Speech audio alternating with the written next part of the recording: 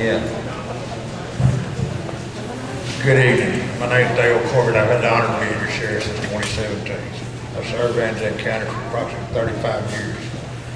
I'm proud to say that I've been married to my wife Jody for 37 years. I have twin sons, both in law enforcement, one at state level, one federal level. 4 years ago, I stood on stage in front of everybody here in Zandt County, and I promised one thing. If you break the law, you will go to jail. Since that time, I've kept that promise. I began my law enforcement career in Zandt County in 1975 in the city of Van. I'm the only candidate with a current Master Peace Officer certification, member of the Texas Sheriff's Association, National Sheriff's Association, and Texas Jail Association. I'm a lawman, not a politician. I do not feel that a politician can satisfy the demands of the county when it comes to protecting criminals off the street. The role of the sheriff is demanding that the county arrest rate of approximately 2,150 offenders a year. The jail takes a major portion of the sheriff's time and attention. The arrest rate combined with the task of ensuring that 900 to 1,100 calls of service from mods are answered compounds the responsibility of the sheriff. The sheriff's office dispatch answers approximately 2,500 calls per year throughout the county.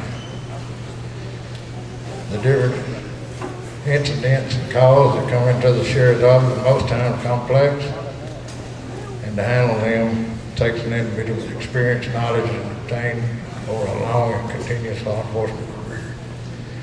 Simple business sense does not come in play when dealing with these incidents. I'm proud to say that through hard work, physical responsibility, and high rate call volume, I have multi-jurisdiction operations conducted lengthy investigations. Thank you.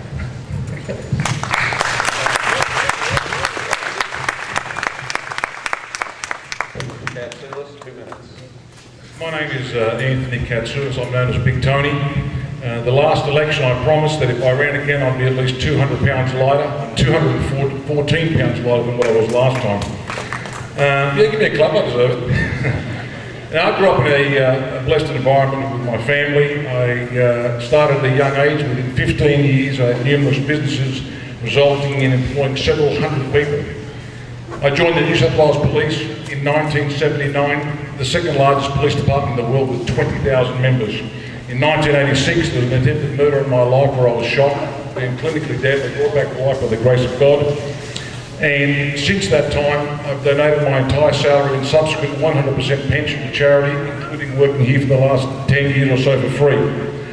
Now, I've surveyed over 500 people in Zandt County, and their number one issue, by 57%, is they believe that the Sheriff's Office is corrupt. Now, what I'm about to show you, the Sheriff sent an investigator to Van, to the PD, to order me to destroy this evidence instead of I forwarded it to the Texas Rangers. Now, I want to tell you a story, ladies and gentlemen, a love story, a jailhouse love story. As hard-working taxpayers, I want you to prepare yourself to be upset.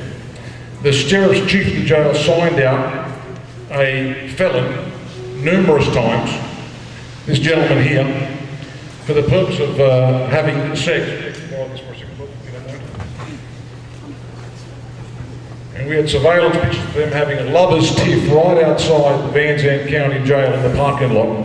30 seconds, great. All right. I got more photos, I'll bring it to you later. But she got 5 years probation. Now, she's violated that. She married him, and she should be back in prison, but she won't be because she has too many skeletons to show. I'll bring some more photos, surveillance photos. You'd like to see them, I'm sure. Mr. Hendrix, 2 minutes. Good evening, my name is Steve Hendrix. I want to be your next sheriff here in Zandt County. I'm a 4th generation resident of Zandt County, and I love this county. It's the home for my family, for me, and I want to make it a safe place for you and your family, and a place we can all be proud of. First thing I want to do is let you know I want to put the citizens first. How do we do that? The first thing is I'll make you a promise. We're going to go back to responding to every single call when you call the sheriff's office. I want to take our drug dog, take him off the interstate all the time, and let's put him out in the county, on the county roads where we know the drugs are, and let's start tackling the drugs that are directly affecting our family, our neighbors, our loved ones. Another thing we need to do is use your tax dollars effectively and efficiently to the best, using every single dollar to make your family safe and secure. I'm going to work with the Commissioners Court, work with them, not against them, to achieve common goals and approach things in a business, professional manner, and not just go in there demanding things, and understanding that I'm not always going to get what I want. Another thing I want to do is work towards opening that minimum security building we have in the back and make use of that. That's something your tax dollars paid for. We need to go back to using that. That'll help eliminate some of our Class C misdemeanors. Another thing I want to pursue is looking into what we can do to reduce recidivism in our jail. And how we do that is we develop programs to make these people that come through our jail productive citizens, so they're back out there earning money, paying taxes, and not return to our jail over and over again. I've got a meeting scheduled with another sheriff in this area that I'm going to meet with and talk to about how they do that. They've actually reduced their crime rate by 2/3, so they have less and less recidivism in their jail. So I'd appreciate your vote. My name is Steve Hendrix. I appreciate your time.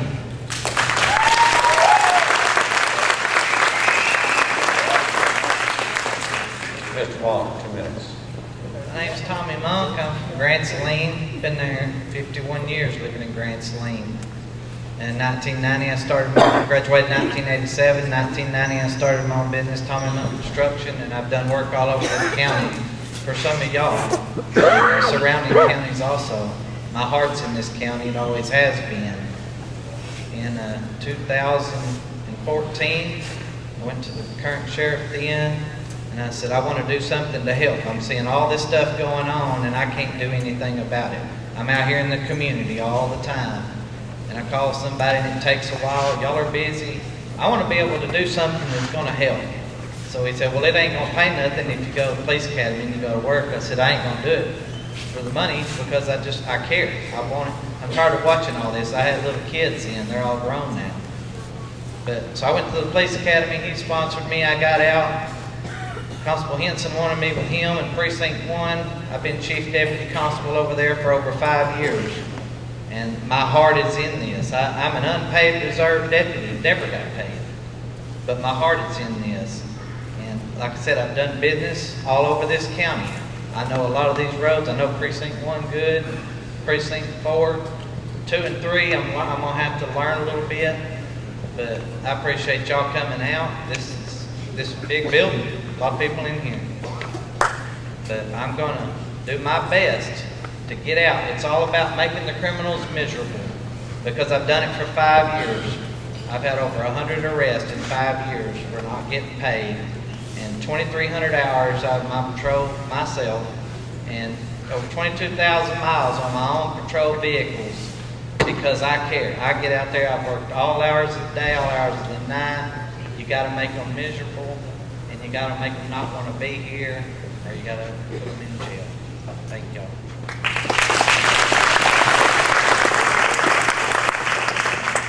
All right, this is a question for everyone, and Mr. Corbett, you'll go first. One of the top sheriff officers was arrested and convicted. What is the appropriate response to a situation like this, and how would you prevent it from occurring in the future? You talking about the one that Tony is referring to? That's the only one I know of. When that was brought to our attention, it was turned over to the Texas Rangers. It was investigated. It was prosecuted by the district attorney in Van Zandt County. She went to court. The court chose to give her a 5-year probation. Dale Corbett didn't do it. Like I said, if you violate the law, you go to jail. Mr. Katsoulas? One of the top sheriff officers was arrested and convicted. What is the appropriate response to a situation like this, and how would you prevent it from occurring in the future? It would be nice if we, all they'll have to do in this situation, for example, is take a walk into the cells. Why did this prisoner have a DVD player in his cells? Why? I don't know about you, but tell me if you think this is appropriate. Your tax dollars right here.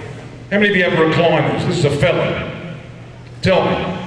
That's the way we treat our felons in Van Zandt County, is it? Is it? Or alternatively, and I taped him saying this to me, I said, what is that? Is that an iguana? He goes, yes. I said, he goes, it's my pet. How can it be your pet? I'm allowed to have it. I said, no, you can't. State law. No, we pretend that it's the dispatcher's, but really it's mine. Everybody in the jail knew what was going on. Every jailer knew what was going on, but they were told that if they said anything, they'd be fired. If you don't do what I tell you, tell me about this crime, you'll be going to jail. Mr. Hendrix? Could you repeat the question one more time, please? One of the top sheriff officers was arrested and convicted. What is the appropriate response to a situation like this, and how would you prevent it from occurring in the future? The first thing, the appropriate response would be to arrest that person and file charges. Make sure you do a thorough investigation, file charges. And the other thing I think you do is you let the public know what has happened and what you're going to do to prevent it, which is the second part of that question. And I think that being one of the top officers, your chief jail administrator, that person needs adequate leadership and supervision as well. So as the sheriff, it's important to make sure you're walking through the jail, making sure you're checking on these people, and even though they're in a top position, they can do wrong. So it's important to follow through. All right, Mr. Mott? I'm pretty sure the sheriff's office probably did the appropriate response once they found out what was going on. I don't know, I wasn't in there. I was around the jail all the time. But I'm pretty sure the sheriff probably went to an outside agency, I would assume, and he got that all took care of when it was brought to his attention. You can't control every single body that's working under you.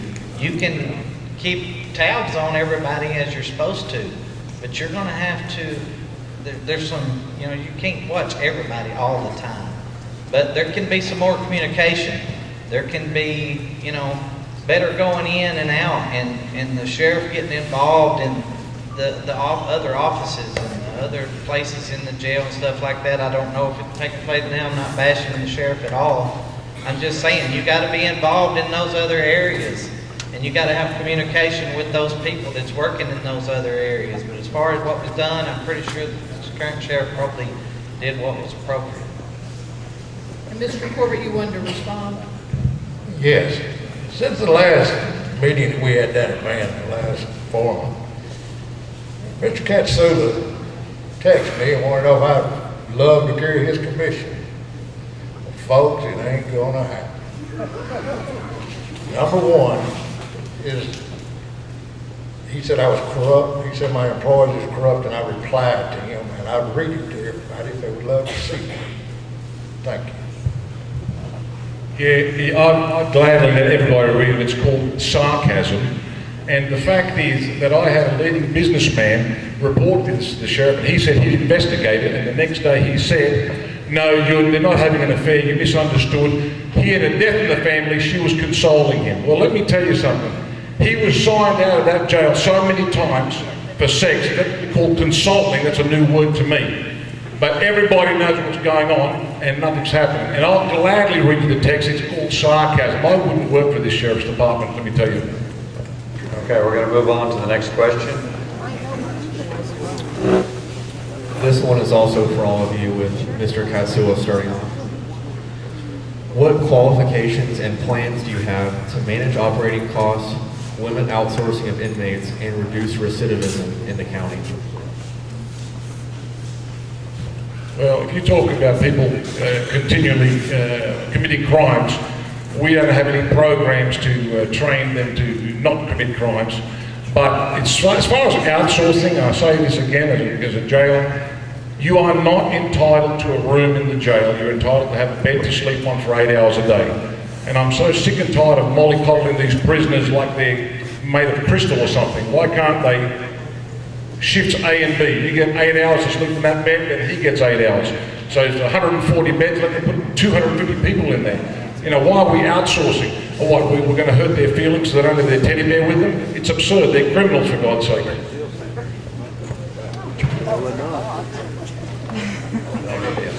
Oh, I'm sorry. Yeah, go Can you ahead. repeat the question real quick? The question is, what qualifications and plans do you have to manage operating costs, limit outsourcing of inmates, and reduce recidivism in the county? It's a great question. I'm not just a lawman, I'm also a businessman, and so managing the budget is very important to make sure our tax dollars are used effectively and efficiently. I can tell you that in 2017, we spent $125,000 in outsourcing. 2019, we spent $297,000. That's enough to pave 8 miles of roadway in our county. Instead, we're giving that money to Hendrix County so they can pave their roads. So one thing we have to do is get that building open back up in the back so we can utilize the money that's already been paid by you, the taxpayers, to start housing our inmates here at home. Can we eliminate all outsourcing? Probably not. We have an aging jail that eventually will need to be replaced at some point in the future. But the one thing we can do is reduce the recidivism by creating programs for these people to be out, to go get some training and be able to go back to work and be a productive member of society. That's the real answer. I mean, in the United States, we have correctional facilities to correct. We don't just put them there and throw away the key forever. I don't know the immediate solution for the outsourcing of prisoners, but I do have to brag on the Commissioner's Court and the judge, because Van Zandt County is in the best and looking good for the future that I've seen it in a long time. I've looked at it, and I know a lot of y'all are watching it too. So as far as outsourcing the prisoners now, I don't know. I'm not in there. There's probably ways you can cut money here and there, but this county is looking real good if we'll just stay where we're going. And the judge and the commissioners have done that, and when that happens, when it gets to where it's right, there's going to be something done about that. I don't know. We're a long ways from a new jail, but there's things that can be done that outsourcing of prisoners, it's going to come to where there's some other solution to that, and that's where it's going to have to be, is when that happens. So I don't know. Mr. Corbett, 1 minute. Well, according to the budget, according to the auditor, we gave back about $900,000 since I've been elected sheriff. I have not been over budget one time in the 3 years that I've been there. As far as the beds in the jail, that's regulated by the state of Texas. Me personally, I don't care if we put them in tents out there if it wasn't for the state. The state says that you have to put them in on classification, minimum, medium, maximum, and each person has a bed.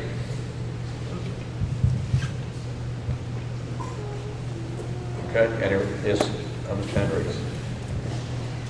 So I'm a little confused. We say our department's underfunded, but we're giving back $900,000. And actually, that's not even an accurate number. I did a little fact checking after our last debate forum down in Van. The budget over the last 3 years has had to be increased by $425,500 from the original budget through the amendments. And there's actually $773,000 given back, and without that additional amount put in, it would have actually been $348,000.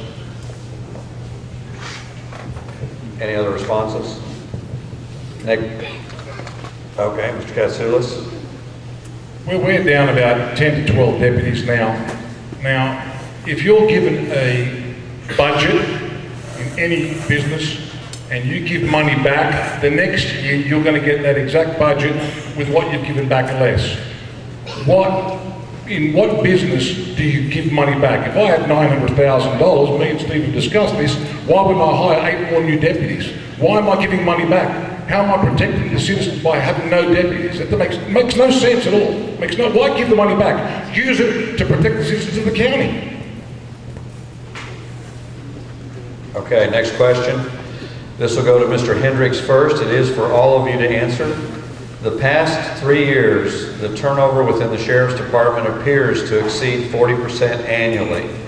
The state auditor report in 2018 has the average turnover across the state in criminal justice positions at 29%. What are your plans to reduce costly turnover to an improved rate and develop strong morale within the department? First of all, I know that we don't pay as much as other counties, and that's something that'll come over time. But I've talked with former employees of the Sheriff's Office and they've all indicated basically the same thing. They're not leaving because of the pay. When they get hired, they know what they're going to make. Their first paycheck's not a surprise. They're not expecting to win the lottery. But the reason they've left is the way they're treated. So with strong leadership and high standards, you start having pride in your organization and high morale. So you can count on me as your sheriff to come to work looking professional, being professional, and setting an example for the others to follow, so they'll have some pride in their organization and they'll want to stick around. Mr. Monk. I have to watch out. I'm friends with a lot of people at the sheriff's office, but I'm a people person. I'm a communication person. I like getting out and dealing with people and having that communication. But as far as being in there every day with those guys, I'm not.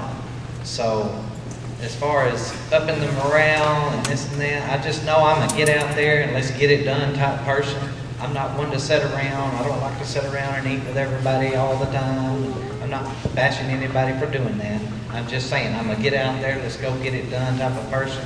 And as far as upping the morale in there, it's just, I mean, that question can be answered in so many ways, and I'm not fixing to sit here and bash the sheriff's office over it, so that's my answer. Mr. Corbett. The past 3 years, the turnover within the Sheriff's Department appears to exceed 40% annually. The state audit report in 2018 has the average turnover in criminal justice positions across the state at 29%. What are your plans to reduce costly turnover to an improved rate and develop strong morale within the department?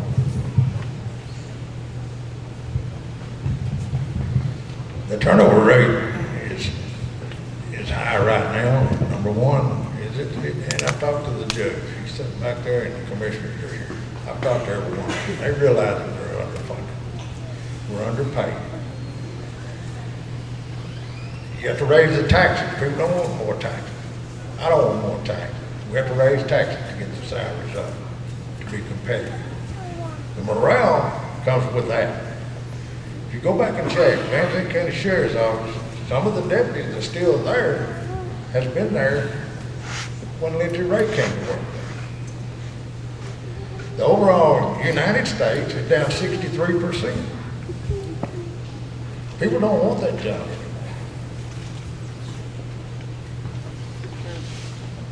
Mr. Katsoulas.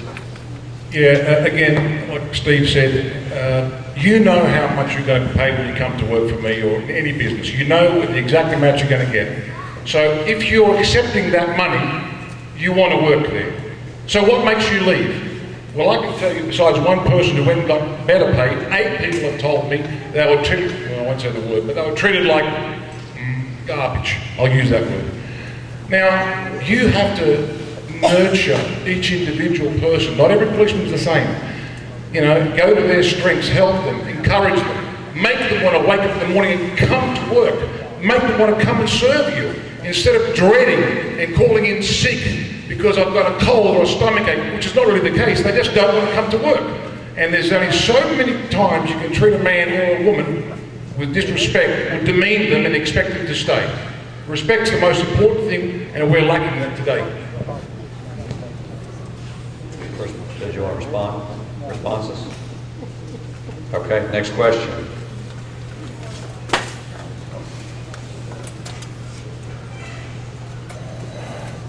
All right, this is to everybody, and Mr. Monk will respond first. What are the specific work experiences, size of budgets, and training you have had in the past to demonstrate your competency at managing a multi-million-dollar budget efficiently for the Van Zandt County taxpayers? I've been fighting my whole adult life to just survive, just like a lot of y'all out here. When I grew up, my daddy was building houses, and I worked for him since I was 12 years old, making money and buying a pool table for my first pool table, my first truck, stuff like that. In 1990, I started my own business, and I've learned to work with nothing, and that's what I hear everybody up here talking about is more money, more money, more money.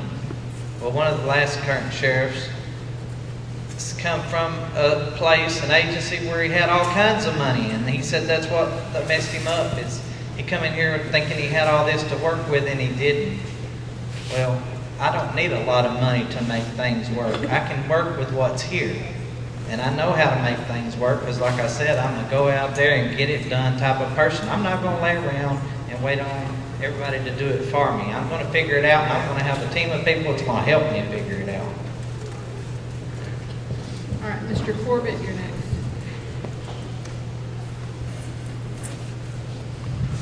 Well, I just got one question.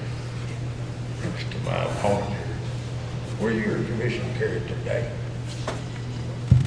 No.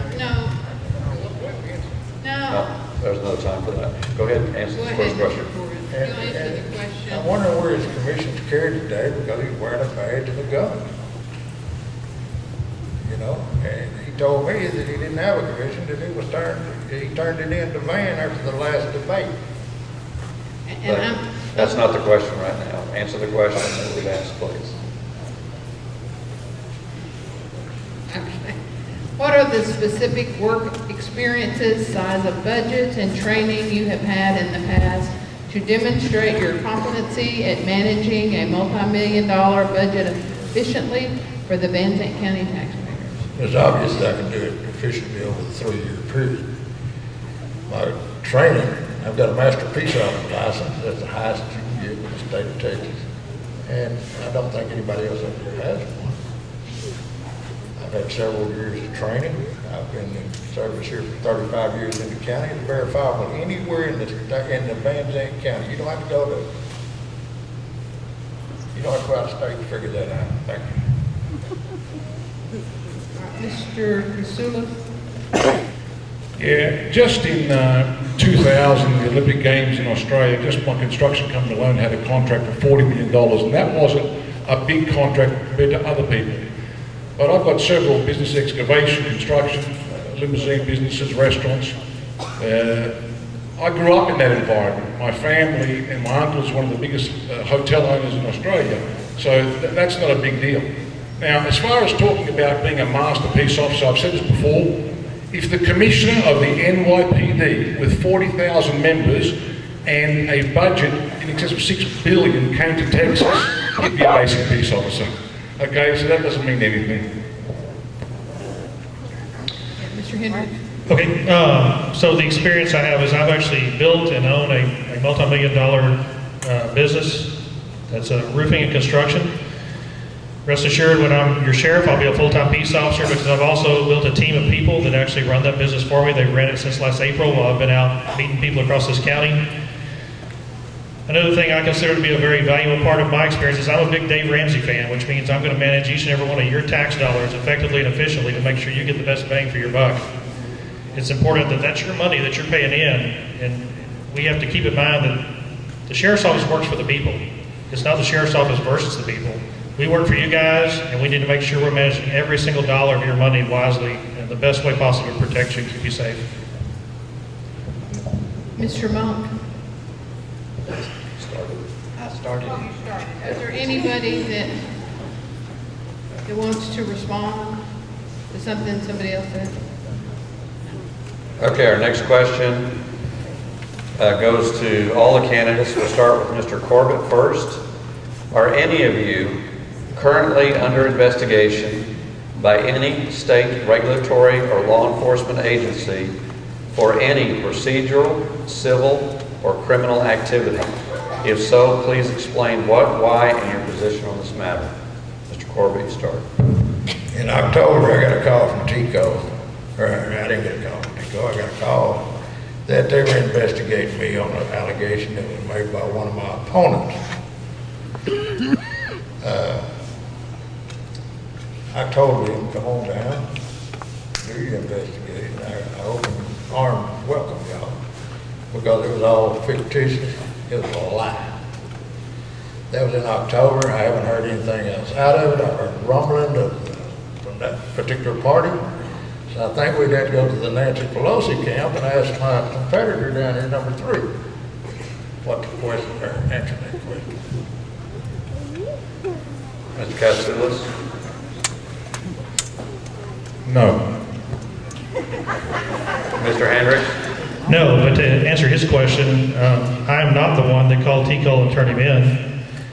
What I've heard, rumor-wise, which rumors are just that, is it was one of his former employees, not me. Mr. Long? My answer is definitely no, not to my knowledge.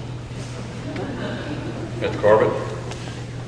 It's a former employee that was terminated from Van Zandt County Sheriff's Office that is also working. Okay, next question.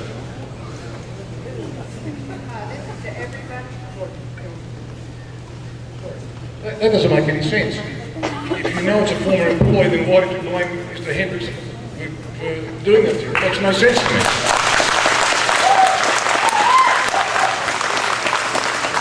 Okay. He has a chance to rebut, but we're going on to the next question. All right, Mr. Katsoulas, it appears there's a consensus that Van Zandt County has a problem with the manufacture, sale, and use of illegal drugs. It also leads to other crimes, including thefts, assaults, violent crimes, and accidents. What are your specific plans to reduce the amount of illegal drug activity in Van Zandt County? Well, you won't like this, but the first thing, you can't clean somebody else's house unless you clean your own house first, okay? And that's as simple as that. There are people in this audience right now who are aware of certain crimes that are taking place, the sale of stolen goods and so forth and being profited. You can't clean somebody else's house until you clean your own home first. Now, having said that, you have to be ruthless when you are dealing with criminals involving drugs. It's not a matter of, being nice and, you literally have to be on them, make their life miserable, stay outside their house day and night until they can't function.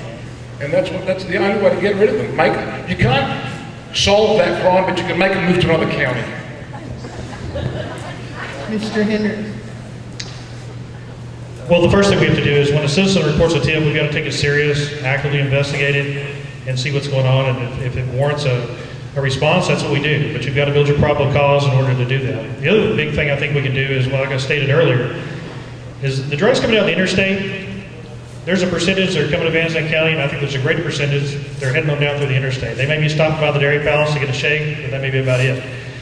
So the ones that are in the county are 100% here. Let's get out there and focus on those drugs and get the ones that are directly affecting our neighbors, our family, our kids, and our lives in general. Mr. Monk? Like I said, 100 arrests in over 5 years. 90% of that was drug and theft related. I've sat for hours and hours and hours and watched these troubled areas, not Rolling Oaks or Hickory Hills or Calendar Lake, because I'm in Precinct 1. We got a pole town, and that's a troubled area. We have several areas that are troubled, but we have worked on those, and you have to make them miserable. You got to be in that area. You got to be seen, and you just got to make them miserable. And you got to find probable cause when people's leaving those houses, and you got to stop them. And eventually, I'll do it for free. But if I got paid for it, it's going to be my full-time job to get out there and communicate with all these areas that are troubled. And it's common sense how to fix it. And I'm not an interstate guy. I'm going to step on some more toes. I'm not an interstate guy. I don't agree with working on interstate. If you want to go play on interstate, do it every once in a while. Let's get out here.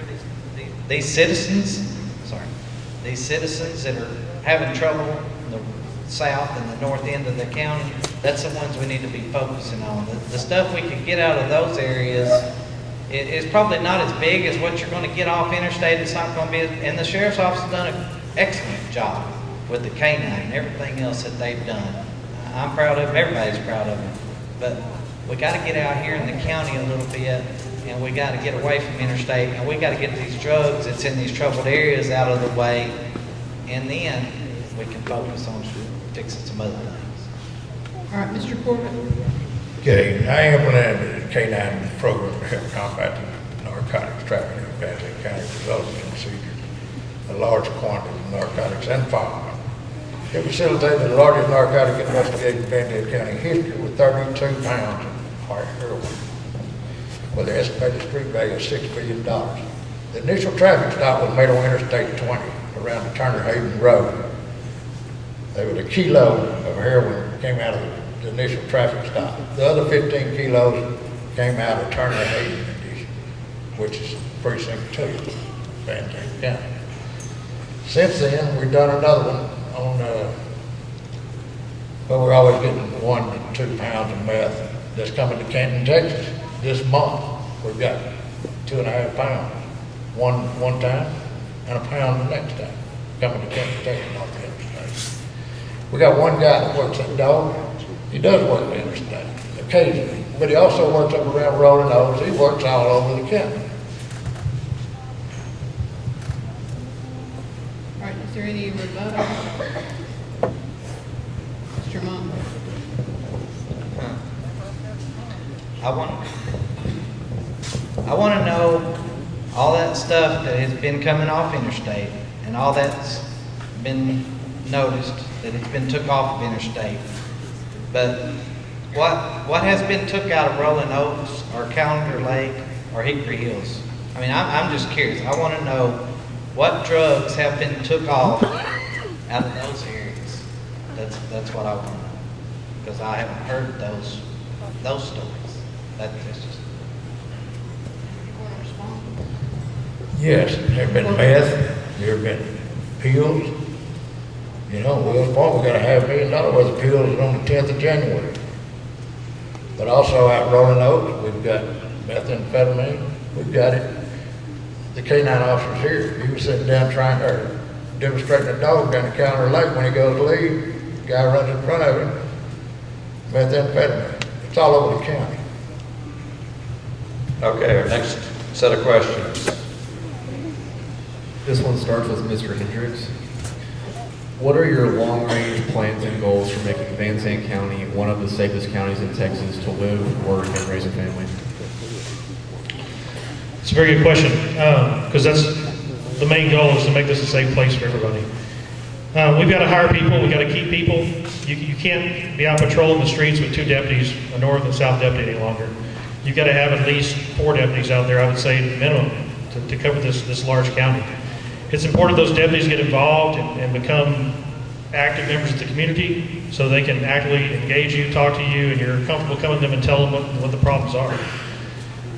But the important thing is to reduce that turnover. If you're constantly running through people, you're never getting anybody trained and have anybody here that knows the county. So we got to get people here, get them trained, keep them around, and so they're approachable, available.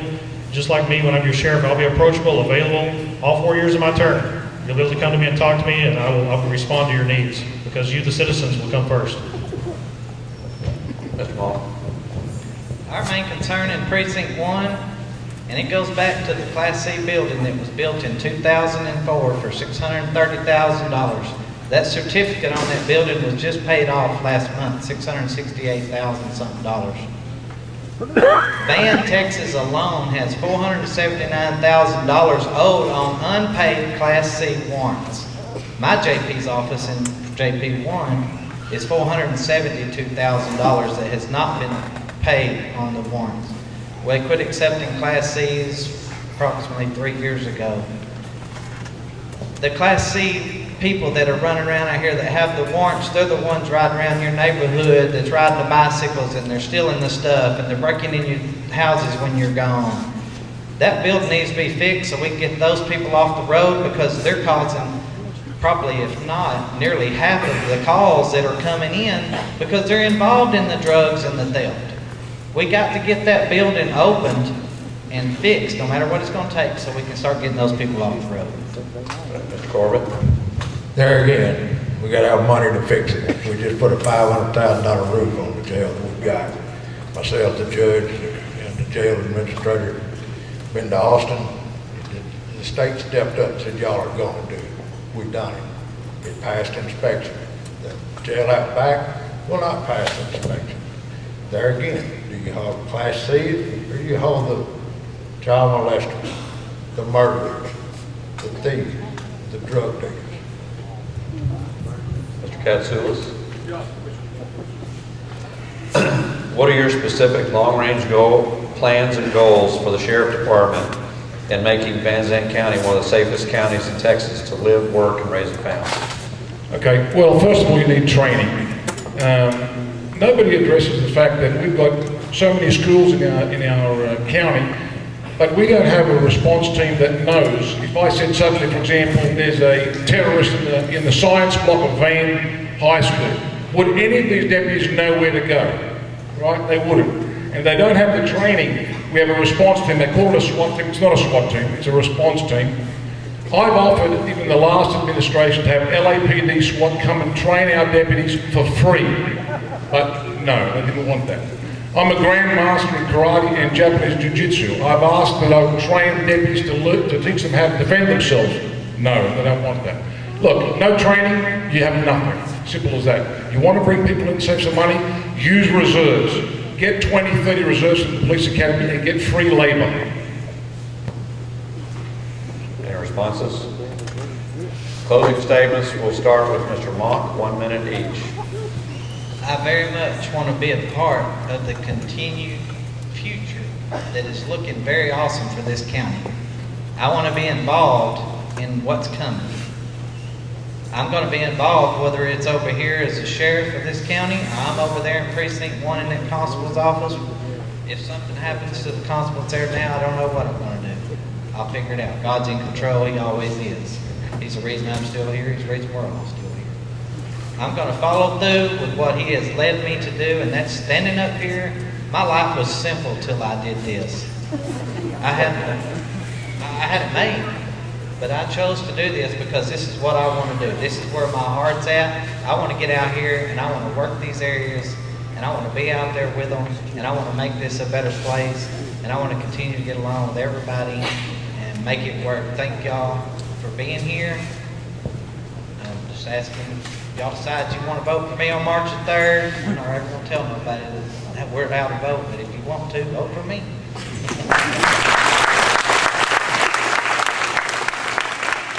Mr. Hendrix? First, I want to thank everybody for coming out tonight. We've got a huge crowd, and I think this says a lot about your interest in politics in your county. As I said earlier, I love Van Zandt County. It's my home, it's your home, and we want to make it the safest place it can possibly be for all of us. So I'll keep this kind of simple.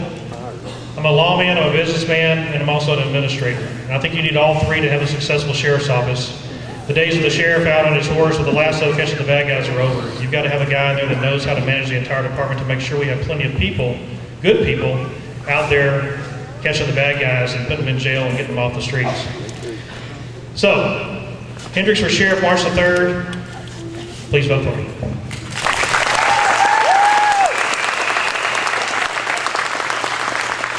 Katsoulas? Yeah, I'm the only candidate to have arrested dirty cops, judges, and a prosecutor, put them in prison.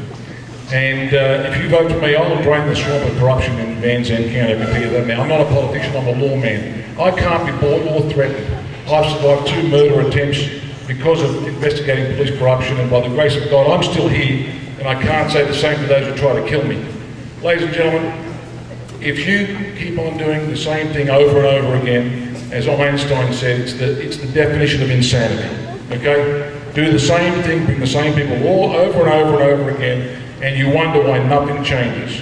You can call me at any time. My number is 903-SHERIFF.